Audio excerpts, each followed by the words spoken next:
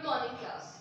Today's topic of your biology class is Introduction to Biology. आपका first chapter ही अभी running में है। 2 videos मैंने आपको पहले ही सेंड की है। फर्स्ट वीडियो में मैंने बताया था बायोलॉजी का बेसिक इंट्रोडक्शन और सेकंड वीडियो में हम साइंटिस्ट के वर्क के बारे में और क्या प्लांट्स और एनिमल्स के बीच में डिफरेंस है इन सब के बारे में पढ़ रहे थे। अब हम पढ़ेंगे 4 to 5 साइंटिस्ट के बारे में जिन्होंने कंट्रीब्यूशन दिया था बायोलॉजी के लिए इवोल्यूशन में। ये हमारा एंशिएंट इंडिया के बायोलॉजिस्ट हैं जो कि डिस्क्राइब करते हैं कि किस तरीके से इंडिया में बायोलॉजी का डेवलपमेंट हुआ। कल हमने महर्षि चरक के बारे में पढ़ा था जिन्होंने चरक संहिता लिखी थी और अब हम पढ़ेंगे सुश्रुत के बारे में। Sushruta is also known as father of plastic surgery. इन्हें फादर ऑफ प्लास्टिक सर्जरी माना जाता है इंडिया में ही नहीं ऑल ओवर दी वर्ल्ड में। ये धन्वंतरी नाम के एक वैद्य के शिष्य हैं जिन्होंने अपनी ग्रेजुएशन जो थी मतलब इन्होंने अपनी शिक्षा जो है महर्षि धन्वंतरी से ली थी और उसके बाद उन्होंने सीखा कि किस तरीके से बोन फ्रैक्चर्ड बोन्स को सर्जिकल इंस्ट्रक्शंस कैसे करे जाते हैं, सिजेरियन करना या फिर इस तरह की सर्जरीज जो है इन्होंने अपनी लाइफ में परफॉर्म की थी। और इसी तरीके से इन्होंने इन्वेंट किया कि प्लास्टिक सर्जरी किस तरीके से किया जाता है। ये एक वेल नोन सर्जन है जो कि अपनी विद्या से अपनी जड़ी बूटियों से क्या करते थे कि टूटी हुई हड्डियों का जोड़ना और इस तरीके की चीजें करते थे। इनका जन्म 600 BC कश्मीर काशी में हुआ। काशी में होने के बाद सुश्रुत ने सुश्रुत संहिता नाम की एक बुक लिखी जिसके अंदर 120 सर्जिकल इंस्ट्रूमेंट्स के बारे में उन्होंने बताया और 300 से भी ज्यादा सर्जिकल प्रोसीजर्स के बारे में जानकारी दी है। इस बुक की 5 वॉल्यूम्स है जिसमें टोटल 120 चैप्टर्स है जो हमें बताते हैं कि सर्जरी की बेसिक इंफॉर्मेशन क्या है, किस तरीके से किस ऑर्गन को डिस्क्राइब किया गया है और किस तरीके से उसे जोड़ना है। फिर उसके बाद में उन्होंने अपनी एक बुक लिखी थी अपेंडिक्स भी उन्होंने बनवाई थी जिसमें 186 चैप्टर्स हैं। इन 186 के चैप्टर्स के अंदर उन्होंने सर्जरी के वेरियस प्रोसीजर्स बताए हैं कि किस तरीके से कोई पर्सन जो है सर्जरी परफॉर्म कर सकता है। फिर उनकी इस बुक को सुश्रुत संहिता को अरबिक में फर्स्टली वर्ल्ड वाइड ट्रांसलेट किया गया था जिसका नेम था किताब-ए-सुश्रुत। किताब-ए-सुश्रुत के अंदर अरबिक ट्रांसलेशन था इनकी सुश्रुत संहिता का जिसे वर्ल्ड वाइड बहुत ही प्रेज किया गया और इस सर्जरी इनकी सर्जिकल टेक्निक्स को वर्ल्ड वाइड एक्सेप्ट किया गया और ये इंडियन फर्स्ट प्लास्टिक सर्जन है। इनको टीचिंग का भी शौक था तो इन्होंने अपने डिसिपल्स को अपने पीपल्स यानी अपने स्टूडेंट्स को सिखाया कि सर्जरी किस तरीके से परफॉर्म की जाती है। इन्होंने वेरियस फ्रूट्स लिए और उस फ्रूट्स के ऊपर उन्होंने डायग्राम बना के उन्हें सिखाया कि इस तरीके से सर्जरी की जाती है। जब उनके स्टूडेंट्स उस चीज में परफेक्ट हुए तब उन्होंने बताया कि किस तरीके से उन्हें एक मृत शरीर की सर्जरी की जाती है। मृत शरीर पे उन्होंने सर्जिकल प्रैक्टिस उनसे करवाई जिससे कि उन्होंने अपने पीपल्स को अपने स्टूडेंट्स को तैयार किया सर्जरी करने के लिए।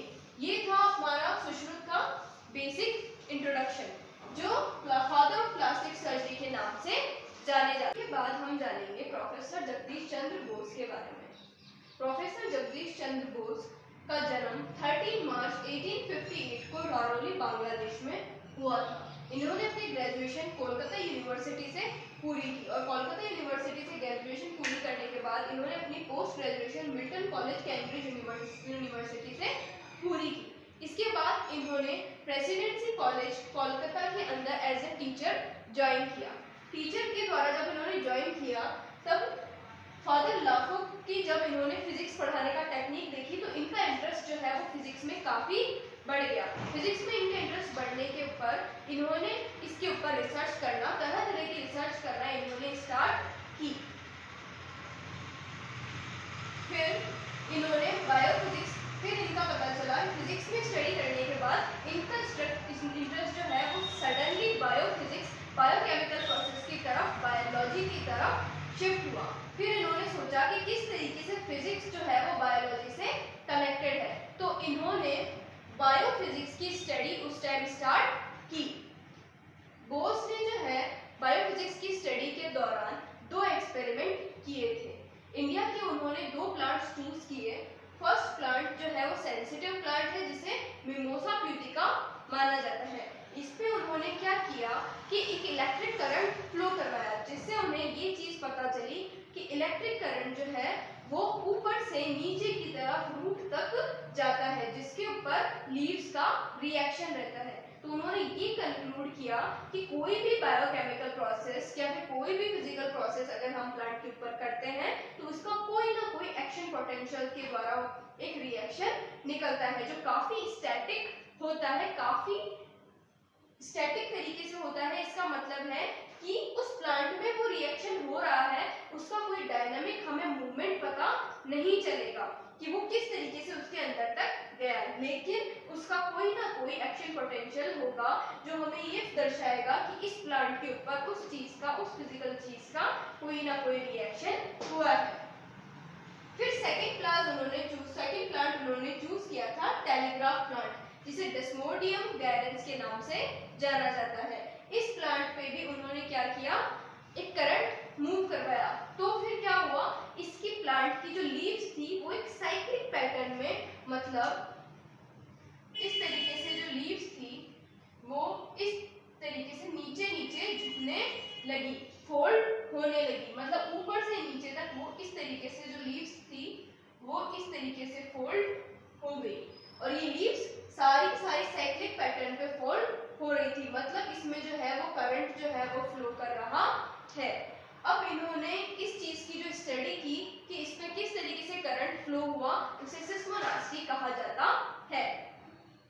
फिर जब इन्होंने ये जरूरत महसूस की कि हम ये चीज तो देख सकते हैं कि कोई बड़ा अगर हमने एक्सपेरिमेंट इस पे किया है तो उसका रिजल्ट जो है वो हमें दिख रहा है, लेकिन छोटा से छोटा रिजल्ट पता लगाने के लिए इनको ये जानना था कि कोई भी प्लांट का जो बायोकेमिकल प्रोसेस होता है वो छोटे से छोटे टाइम में भी किस तरीके का प्रोसेस हो रहा है। तो फिर उनका इंटरेस्ट इस चीज के ऊपर इतना बढ़ा कि उन्होंने क्रेस्कोग्राफ नाम का एक इंस्ट्रूमेंट इन्वेंट किया। इस इंस्ट्रूमेंट से वो किसी भी प्लांट की छोटी से छोटी गतिविधि भी रिकॉर्ड कर सकते थे। उनके द्वारा बायोलॉजिकल प्रोसेस प्लांट्स के ऊपर या फिर एनिमल्स के ऊपर किसी भी तरीके का बायोलॉजिकल प्रोसेस जो होता है उस पे किसी भी टाइम का क्या इफेक्ट पड़ता है, मतलब कितने टाइम में किस तरीके का प्रोसेस हो रहा है, ये स्टडी उन्होंने की थी। और उनकी उस टाइम की उस स्टडी को आज के जमाने में क्रोनोलॉजी के नाम से जाना जाता है, मतलब एट द स्पॉट किस तरीके से बायोलॉजिकल प्रोसेस पे टाइम का फर्क पड़ रहा है उसकी स्टडी हम किस पे करते हैं, क्रोनोलॉजी पे। फिर इनका इंटरेस्ट जिस तरीके से इस चीज में बढ़ता गया तो उन्होंने खुद का एक इंस्टीट्यूट ओपन किया जिसे बॉस इंस्टीट्यूट का नाम उन्होंने दिया, जो कि कोलकाता में था।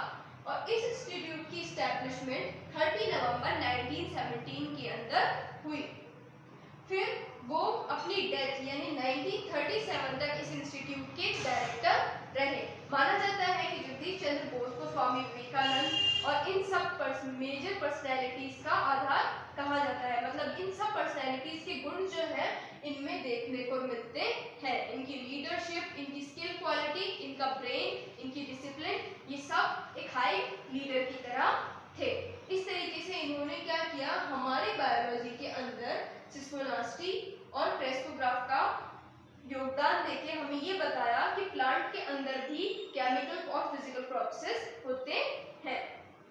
अब हम पढ़ेंगे अपने नेक्स्ट प्रोफेसर के बारे में, डॉक्टर बीरबल साहनी, कि उनका कंट्रीब्यूशन हमारे साइंस के अंदर क्या था। मैं आपको नोट्स पैटर्न पे पढ़ा रही हूँ ताकि आपको वो जो चीजें हैं वो ज्यादा अच्छे से समझ आए।